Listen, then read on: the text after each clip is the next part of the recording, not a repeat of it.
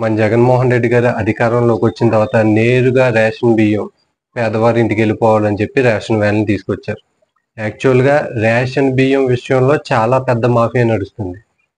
మన కేంద్ర ప్రభుత్వం కానీ రాష్ట్ర ప్రభుత్వాలు కానీ 35 నుంచి 40 రూపాయలు ఖర్చు పెట్టి ఆ రేషన్ బియ్యం మనకు అందిస్తూ ఉంటే మనం ఏం చేస్తున్నాం, తీసుకున్నట్టే తీసుకుంటే పక్క వాళ్ళకి అమ్మేస్తున్నాం 10 రూపాయలకో 11 రూపాయలకో.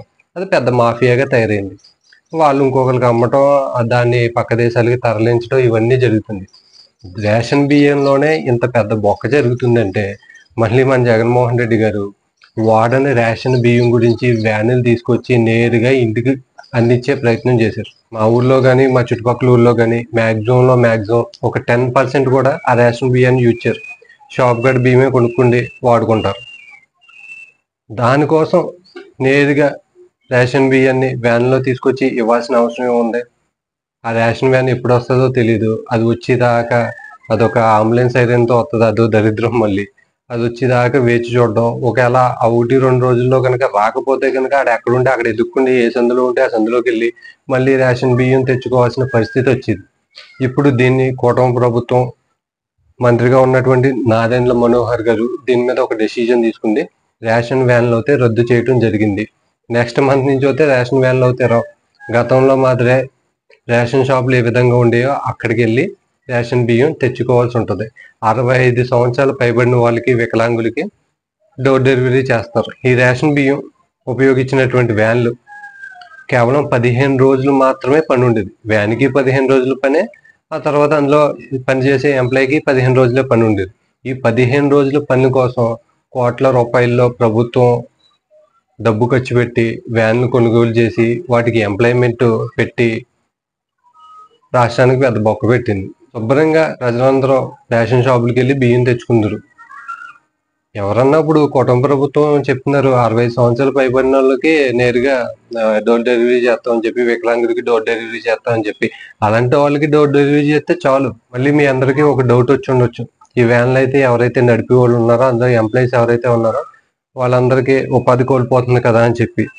దాని గురించి కూడా కూటమి ప్రభుత్వం ఆలోచించి ఈ వ్యాన్లు ఎవరైతే గత ప్రభుత్వానికి 10% కట్టి వ్యాన్లు స్వాధీనం చేసుకున్నారో వాళ్ళకి ఉచితంగానే ఈ వ్యాన్లు అందించేస్తామని చెప్పి నాదెండ్ల మనోహర్ గారు చెప్పడం జరిగింది. అదేవిధంగా రేషన్ షాపుల్లో కూడా ఓన్లీ రేషన్ బియ్యమే కాకుండా ప్రభుత్వానికి సంబంధించిన మిగిలిన ప్రొడక్ట్స్ అవి పెట్టడం జరుగుతుంది. రేషన్ బియ్యం దుర్వినియోగం జరగకోకుండా ప్రతి షాపులోనూ సీసీ కెమెరాలు పెట్టడం జరుగుతుంది అని చెప్పి నాదెండ్ల మనోహర్ గారు స్పష్టం చేశారు. ఒక రకంగా అయితే ఈ వ్యాన్లు తీసేయడమే బెటర్. వాళ్ళకి ఉపాధి కోల్పోతుంది అనే ఉద్దేశంతో రాష్ట్ర ప్రభుత్వం మీద భారం వేసుకుంటున్నాం.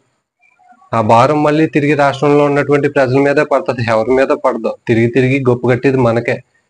ఏదన్నా ప్రభుత్వం ఒక పాలసీని తీసుకొస్తే కనుక రాష్ట్రంలో ఉన్నటువంటి ప్రజలకి ఉపయోగం జరగాలి, మళ్ళీ తిరిగి వాళ్ళకి భారం అవ్వకూడదు. యాక్చువల్గా వైసీపీ వాళ్ళు చేసినటువంటి తప్పు ఏంటంటే, ఒక పాలసీ తీసుకొచ్చినప్పుడు ఆ పాలసీలో నెగిటివ్స్ ఎన్ని ఉన్నాయి, పాజిటివ్స్ ఎన్ని ఉన్నాయి అన్న దాని గురించి వాళ్ళు ఆలోచించరు. వ్యాన్ తీసుకొచ్చాం, డోర్ డెలివరీ చేస్తున్నాం, అంతే. దీనివల్ల ప్రభుత్వం మీద భారం పడుతుంది. ఆ పడ్డ భారం అంతా మళ్ళీ ప్రజల మీదే పడుతుంది. మనం ₹1 బియ్యం పేద ప్రజలకు అందిస్తున్నాం అంటే మన రాష్ట్రంలో ఉన్నటువంటి ప్రజల పరిస్థితి ఏ విధంగా ఉంది? మళ్ళీ తిరిగి వాళ్ళ మీదే భారం వేసేటట్టు వ్యాన్లు ఇవన్నీ ఏంటి? 15 రోజులు పని ఉంటుందని చెప్పి కోట్ల రూపాయలు డబ్బు ఖర్చు పెట్టి వ్యానులు కొనిపించి 15 రోజులు అయిపోయిన తర్వాత వాటిని ఖాళీగా పెట్టుకుని కూర్చుండేవారు. ఆ ఎంప్లాయీస్కి 30 రోజులు జీతం ఇవ్వాల్సి వచ్చేది. దాదాపుగా ₹27,000 చెల్లించాల్సి వస్తుందంట ఒక వ్యాన్కి. ఒక వ్యాన్లో 3-4 పనిచేస్తున్నారు కదా, నెలకి ₹27,000 చెల్లించాల్సి వస్తుందంట. అనవసరంగా డబ్బులు దుర్వినియోగం జరుగుతున్నట్టే కదా. వైసీపీ వాళ్ళు ఇవేమీ ఆలోచించేవారు కాదు. ఇప్పుడు కూటమి ప్రభుత్వం ఎందుకు తీసేస్తుంది అన్నదానికి రీజన్ ఏంటంటే, ప్రజల మీద తిరిగి భారం పడుతుంది. పాలసీ వల్ల ఎటువంటి ఉపయోగం జరగట్లా.